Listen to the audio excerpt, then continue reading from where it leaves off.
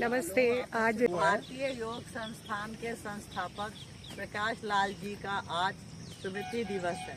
अच्छा हम सब लोग आज उनकी याद में उनकी पुण्यतिथि मना रहे हैं। अच्छा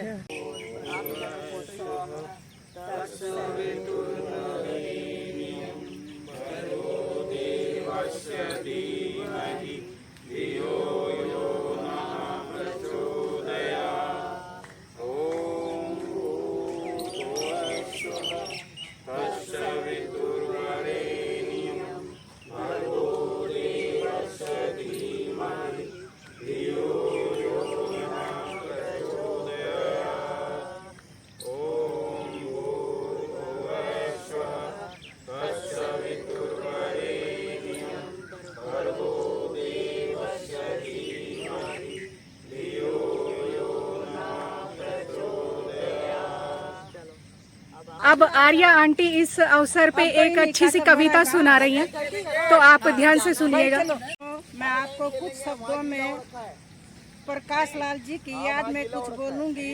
कोई गलती हो जाए तो माफ कर देना। योग का दीपक जलाकर जिसने दूर किया अंधियारा, गौरव करते हैं हम उन पर जो प्रकाश था सबका प्यारा। गौरव करेगी उन पर धरती, ऐसा योग संस्थान बनाया। देश विदेश में योग का अंकुर गाना बंद कर दीजिए। संस्कृति दूत तुमने अपनाया। बन करके प्रकाश सतम जन जन तक योग पहुँचाया। स्वास्थ्य दिया अनगणित लोगों को, ऐसा तुमने बिगुल बजाया। पार्कों में खोले योग केंद्र, साधकों का जीवन पलटाया। देखे थे जो सपने तुमने संस्थान ने, उन्हें साकार बनाया। छोड़ गए थे जो कदम अधूरा, उसको हमने आगे बढ़ाया। आभारी हैं हम सब तुम्हारे, तुमने ऐसा कल्प वृक्ष उगाया। जय हिंद।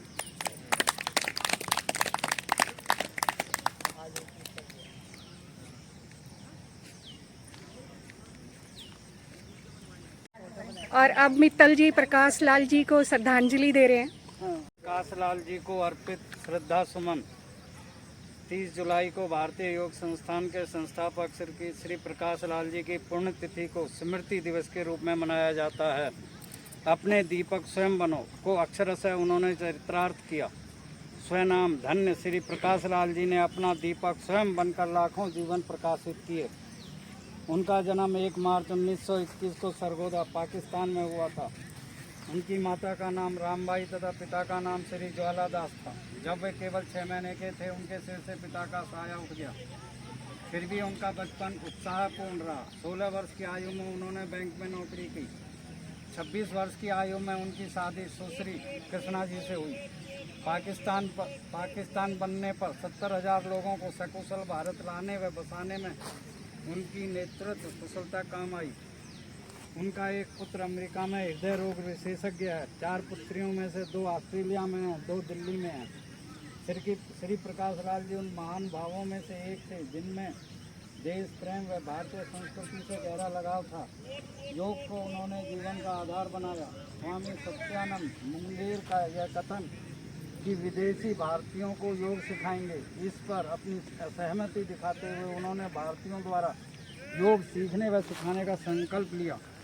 शुरू में भारतीय लोक परिषद संस्था के माध्यम से महापुरुषों की जयंतियां मनाई। शुरू में कुछ योगियों का मार्गदर्शन प्राप्त किया।